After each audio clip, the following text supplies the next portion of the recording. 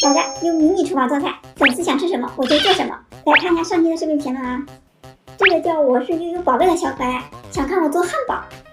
叫木易的小可爱，这个也想看我做汉堡。阳光爱的杨二姑的粉丝想看我做汉堡和鸡翅。又一个想看我做汉堡的，又一个想看我做汉堡和薯条的，还有想看我做彩虹汉堡的。怎么这么多人看我做汉堡的呀？那必须给大家安排上啊！今天就来给大家用迷你厨房做迷你小汉堡。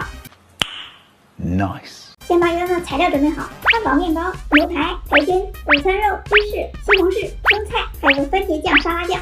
开始制作，先把这个大面包给它切成2个小面包，牛排也切成小块，培根切成一小袋一小袋的，午餐肉切一片。接下来我们需要把这些都煎一下，先把这2块小面包里面的这一面煎一下，放旁边备用。接下来起锅烧油，煎牛排，煎至7成熟就可以了，两面都要煎一下。盛出备用。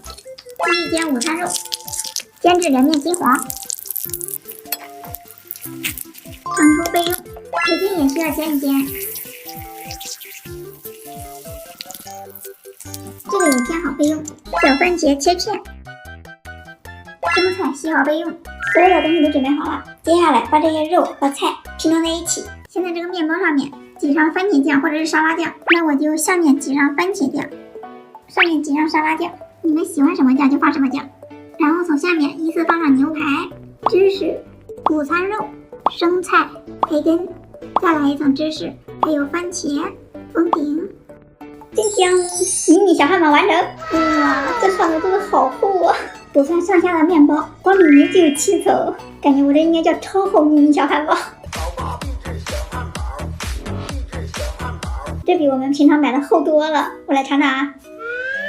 这一口差点咬不下来。